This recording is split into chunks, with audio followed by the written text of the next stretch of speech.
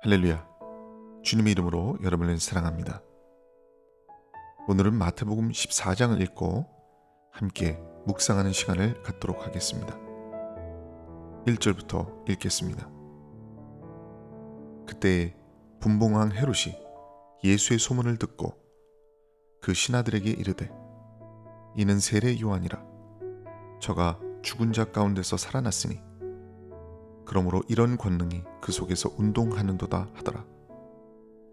전에 헤롯이 그 동생 빌립의 아내 헤로디아의 일로 요한을 잡아 결박하여 옥에 가두었으니, 이는 요한이 헤롯에게 말하되 당신이 그 여자를 취한 것이 옳지 않다 하였습니다. 헤롯이 요한을 죽이려 하되 민중이 저를 선지자로 여김으로 민중을 두려워하더니, 마침 헤롯의 생일을 당하여 헤로디아의 딸이 연석 가운데서 춤을 추어 헤롯을 기쁘게 하니, 헤롯이 맹세로 그에게 무엇이든지 달라는 대로 주겠다 허락하거늘, 그가 제 어미의 시킴을 듣고 가로되 세례 요한의 머리를 소반에 담아 여기서 내게 주소서 하니, 왕이 근심하나 자기의 맹세한 것과 그 함께 앉은 사람들을 인하여 주라 명하고, 사람을 보내어 요한을 옥에서 목베어 그 머리를 소반에 담아다가 그 여아에게 주니, 그가 제 어미에게 가져가니라. 요한의 제자들이 와서 시체를 가져다가 장사하고 가서 예수께 고하니라. 예수께서 들으시고 배를 타고 떠나사 따로 빈 들에 가시니, 무리가 듣고 여러 고을로부터 걸어서 쫓아간지라. 예수께서 나오사 큰 무리를 보시고 불쌍히 여기사 그 중에 있는 병인을 고쳐 주시니라. 저녁이 되매 제자들이 나와 가로되, 이곳은 빈들이요 때도 이미 저물었으니 무리를 보내어 마을에 들어가 먹을 것을 사 먹게 하소서. 예수께서 가라사대, 갈 것 없다. 너희가 먹을 것을 주어라. 제자들이 가로되, 여기 우리에게 있는 것은 떡 5개와 물고기 2마리 뿐이니이다. 가라사대, 그것을 내게 가져오라 하시고 무리를 명하여 잔디 위에 앉히시고 떡 5개와 물고기 2마리를 가지사 하늘을 우러러 축사하시고 떡을 떼어 제자들에게 주시매, 제자들이 무리에게 주니 다 배불리 먹고 남은 조각을 12바구니에 차게 거두었으며, 먹은 사람은 여자와 아이 외에 5,000명이나 되었더라. 예수께서 즉시 제자들을 재촉하사 자기가 무리를 보내는 동안에 배를 타고 앞서 건너편으로 가게 하시고, 무리를 보내신 후에 기도하러 따로 산에 올라가시다 저물매 거기 혼자 계시더니, 배가 이미 육지에서 수리를 떠나서 바람이 거슬림으로 물결을 인하여 고난을 당하더라. 밤 사경에 예수께서 바다 위로 걸어서 제자들에게 오시니, 제자들이 그 바다 위로 걸어오심을 보고 놀라 유령이라 하며 무서워하여 소리 지르거늘, 예수께서 즉시 일러 가라사대, 안심하라. 내니 두려워 말라. 베드로가 대답하여 가로되, 주여, 만일 주시어든 나를 명하사 물 위로 오라 하소서 한데, 오라 하시니 베드로가 배에서 내려 물 위로 걸어서 예수께로 가되 바람을 보고 무서워 빠져가는지라. 소리질러 가로되, 주여, 나를 구원하소서 하니, 예수께서 즉시 손을 내밀어 저를 붙잡으시며 가라사대, 믿음이 적은 자여, 왜 의심하였느냐 하시고 배에 함께 오르매 바람이 그치는지라. 배에 있는 사람들이 예수께 절하며 가로되, 진실로 하나님의 아들이로소이다 하더라. 저희가 건너가 게네사렛 땅에 이르니, 그곳 사람들이 예수신 줄 알고 그 근방에 두루 통제하여 모든 병든 자를 예수께 데리고 와서 다만 예수의 옷가에라도 손을 대게 하시기를 간구하니, 손을 대는 자는 다 나음을 얻으니라. 마태복음 14장에는 세례 요한이 헤롯에 의해서 순교를 당하는 장면이 기록되어 있습니다. 성경에 보면 헤롯이라는 이름이 여러 번 나오기 때문에 혼돈을 일으키기 쉬운데요. 본문 14장 1절에 보면 그때의 분봉왕 헤롯이라고 기록되어 있습니다. 이 헤롯은 헤롯 대왕의 아들로서 갈릴리 지역만 다스리고 있던 헤롯 안디바를 말하는 것입니다. 안디바는 매우 잔인한 왕이었습니다. 그런데 그에게는 빌립이라는 동생이 있었죠. 빌립의 아내가 그 유명한 헤로디아입니다. 결국 헤롯 안디바는 헤로디아와 결혼을 합니다. 그러자 세례 요한은 동생의 아내와 간통과 근친상간을 저지른 헤롯을 맹렬하게 책망하였습니다. 당시 세례 요한의 영향력은 그 어떤 종교 지도자보다 컸기 때문에 헤롯은 세례 요한의 공개적인 책망을 듣고 심한 모욕감과 분노를 느끼고 그를 감옥에 가두어 버립니다. 그때 마침 헤롯의 생일이 되었는데 헤로디아의 딸 살로메가 춤을 추면서 헤롯을 기쁘게 합니다. 문제는 여기서부터 시작됩니다. 살로메가 춤을 추면서 헤롯을 흡족하게 하니까 헤롯은 너가 원하는 것은 무엇이든지 들어줄 테니 말하라고 합니다. 그때 살로메는 어머니 헤로디아의 말을 듣고 세례 요한의 목을 달라고 요구하죠. 안디바는 감히 세례 요한을 죽이려는 생각을 하지 못했지만 자기가 뱉은 말의 책임 때문에 어쩔 수 없이 세례 요한을 참수하여 죽이게 됩니다. 세상의 통치자들이 하나님의 나라와 의를 미워하고 선지자를 박해하는 것은 옛날이나 지금이나 마찬가지입니다. 세례 요한의 죽음은 의로운 죽음이었고 순결하고 말할 수 있습니다. 요한의 죽음은 결코 헛된 것이 아닙니다. 그의 죽음은 백성들을 더 갈급하게 만들었고 더욱더 예수님을 따르게 만들었습니다. 또한 세례 요한을 따랐던 제자 중 상당수는 예수님의 제자로 흡수되었습니다. 요한이 죽었을 때 요한의 제자들이 예수님께 그의 죽음을 알렸다는 사실은 요한의 제자들이 예수님과 요한 사이에서 그 사상이 일치한다는 것을 알고 있었고 요한이 평소 가르친 대로 예수를 그리스도로 믿는 자들이 많았음을 유추해 볼 수 있습니다. 이렇게 수많은 사람들이 예수님을 따르게 되기까지 앞서 세례 요한이 했던 사역의 역할이 굉장히 컸음을 알 수 있습니다. 진정 세례 요한은 예수님의 앞길을 평탄케 했던 선지자였던 것입니다. 예수님은 세례 요한이 죽었다는 소식을 들으시고 군중들을 피해서 조용히 자신만의 기도 장소를 찾아 벳세다 광야로 이동하셨습니다. 성경은 그곳을 빈들이라고 표현합니다. 그런데 많은 백성들이 거기까지 예수님을 쫓아갑니다. 본문 14절에 보면 예수께서 나오사 큰 무리를 보시고 불쌍히 여기셨다고 기록되어 있습니다. 예수님은 이렇게 큰 무리가 목자 없는 양처럼 헤매는 모습을 가련하고 불쌍히 여기시고 그들의 질병을 고쳐주셨고 메마르고 갈급한 심령들에게 생명의 말씀을 전해주셨습니다. 이제 저녁이 되자 제자들이 예수님께 말합니다. 이미 날이 저물었으니 무리를 마을로 보내어 먹을 것을 사 먹게 하소서. 사실 지금 예수님의 말씀을 듣고 있던 5천 명의 무리들은 자기들이 배고픈 줄도 모르고 예수님의 말씀에 은혜를 받고 있었을 것입니다. 우리가 성령이 충만하면 하루 종일 힘이 나고 아파도 아픈 줄 모르고 힘들어도 힘들 줄 모르고 금식을 해도 기도에 힘이 떨어지지 않은 것처럼 그들도 은혜를 받아서 배고픈 줄도 몰랐을 것입니다.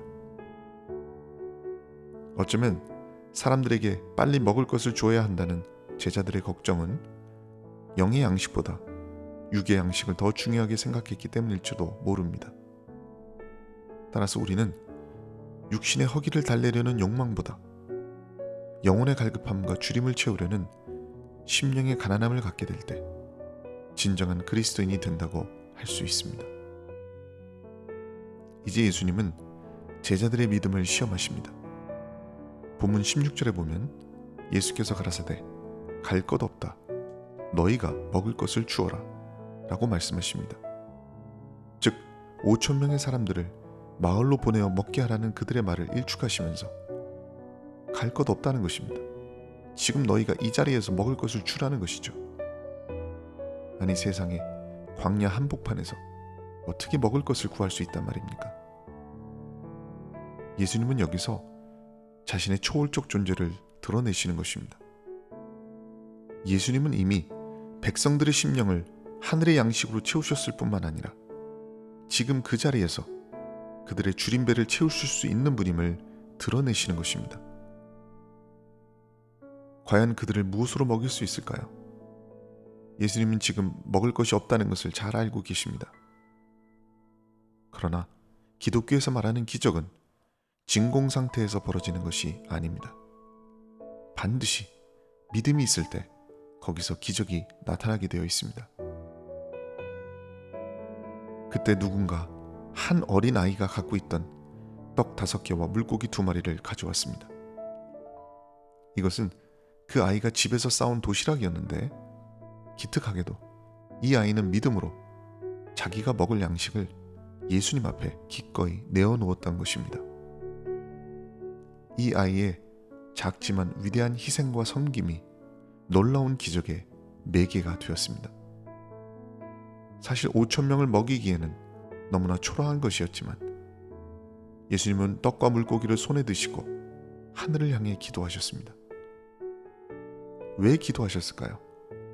그것은 이제부터 나타나게 될 놀라운 기적이 사람이 힘으로 하는 것이나 마술 같은 행위가 아니라 오직 살아계신 하나님의 능력임을 드러내기 위함인 것입니다. 우리가 날마다 식사할 때 먼저 하나님께 기도를 하는 것도 같은 이유입니다. 오늘 내가 대하는 음식은 모두 하나님께로부터 왔음을 기억하고 감사하기 위함이죠. 이처럼 우리가 매사에 하늘을 바라보며 기도하는 마음으로 살아간다면 매일이 기적 같을 것이고 매일이 감사의 삶이 될 수밖에 없는 것이죠. 여러분의 삶에도 이러한 기적과 감사가 넘쳐나시기를 주님의 이름으로 축원을 드립니다. 이제 보리떡과 물고기 2마리가 예수님의 손에서 제자들에게 전달됩니다. 그리고 제자들의 손에서 다시 사람들의 손으로 음식이 전달될 때 신기하게도 무려 5,000명 이상의 사람들이 다 먹고도 12광주리가 남는 기적을 경험하게 됩니다. 우리가 전하는 예수의 복음도 사람을 통해서 사람에서 사람으로 전해질 때 하나님 나라가 확장되고 복음 전파가 창대하게 이루어지는 것처럼 하나님은 자신의 섭리를 이루시기 위해서 초자연적인 기적을 사용하실 때도 있지만 항상 사람을 사용하시고 사람의 순종과 믿음을 통해서 역사하심을 기억해야 합니다. 결국 오병이어의 기적의 현장에서 수많은 군중들은 아무도 모자람이 없이 풍족하게 먹이시는 하나님의 은혜를 체험하였습니다. 이제 예수님은 제자들이 배를 타고 강 건너편으로 가도록 하시고 본인은 혼자 기도하러 산으로 올라가셨습니다. 예수님은 이적을 베푸실 때나 십자가 사역을 앞두고도 산에서 기도하시는 것을 보게 됩니다. 우리는 여기서 의문이 생깁니다. 예수님이 하나님이시라면 왜 기도가 필요할까요? 여러분, 예수님의 기도는 자신이 하는 모든 사역을 통해서 오직 하나님만이 영광 받으시기를 원하시는 기도입니다. 예수님은 오직 보내시니, 즉 하나님의 뜻을 구하고 그 뜻에 순종하는 삶을 사셨습니다. 따라서 예수님의 기도는 자신을 스스로 낮추고 하나님의 능력이 기도를 통해서 나타난다는 것을 친히 몸소 보여주시는 행위였던 것입니다. 예수님이 깊은 기도를 하고 계실 때 제자들이 탄 배는 갈릴리 바다 위에서 거대한 폭풍을 만나 심각한 상황에 처하게 됩니다. 거센 바람이 불고 파도가 덮쳐오자 제자들은 배를 통제할 수 없는 지경에 이르렀고 곧이어 아무것도 보이지 않는 캄캄한 밤이 바다를 뒤덮었습니다.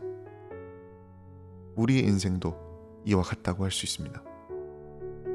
우리가 배에서 아무리 노를 저어도 아무리 키를 잡고 방향을 잡으려고 해도 세상의 거친 폭풍은 늘 우리 삶에 깊은 절망과 시련을 주고 내 뜻대로 되지 않음을 결단케 만듭니다.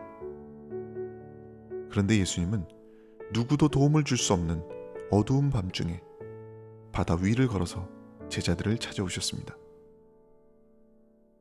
우리 인생이 가장 어두울 때, 가장 절망스럽고 고통스러울 때, 우리는 예수님이 세상의 어둠을 뚫고 나를 향해 다가오시는 것을 경험하게 될 것입니다. 본문 26절에 보면 제자들이 그 바다 위로 걸어오심을 보고 놀라 유령이라 하며 무서워하여 소리 지르거늘 이렇게 기록되어 있습니다. 여기서 흥미로운 것은 성경 말씀이 예수님이 바다 위로 걸어왔다는 말을 강조하고 있다는 점입니다. 왜일까요? 그것은 예수님이 물 위에 서 계신다는 것이 너무나 중요하기 때문입니다. 우리 인생들은 배가 아니면 절대로 물 위에 떠 있을 수조차 없는 존재입니다. 그런데 예수님은 세상을 압도하는 위치에서 우리에게 다가오셨습니다. 제자들이 탄 배는 흔들리고 물 아래로 가라앉고 있었지만 예수님의 발은 물 위에 굳건히 서 계시는 것입니다. 우리는 흔들리는 인생과 같은 배를 의지하지 말고 오직 물 위를 걷고 계시는 예수님의 발을 붙들어야 합니다. 여러분, 불뱀을 바라보지 마십시오. 높은 곳에 계시는 놋뱀을 바라보십시오. 자꾸 물 아래를 쳐다보지 마십시오. 물 위에 서 계시는 예수님을 바라보시기 바랍니다. 여러분의 시선이 흔들리지 않고 항상 주님을 향해 고정되어 있다면 여러분의 발은 절대로 물 밑으로 빠지지 않을 것이고 어떤 시험과 고난도 반드시 이겨내게 될 줄로 믿습니다. 예수님은 두려워 떠는 제자들에게 말씀하셨습니다. 본문 27절에 보면 예수께서 즉시 일러 가라사대 안심하라 내니 두려워 말라. 예수님은 인자한 어조로 제자들을 안심시키셨습니다.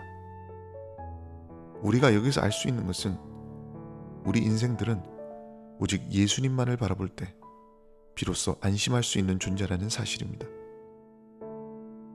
이 시간 여러분 중에 깊은 시험 속에서 모든 소망이 끊어지고 불안과 초조에 쌓여있는 분이 계십니까? 이 시간 안심하라 내니 두려워 말라는 주님의 음성이 여러분의 삶 가운데 들려지기를 주님의 이름으로 축원을 드립니다. 주님은 반드시 여러분을 일으키실 것입니다. 절망의 바다에 빠진 여러분을 건져주실 것입니다. 반드시 손을 내밀어 여러분을 잡아주신다는 것을 믿으시기 바랍니다.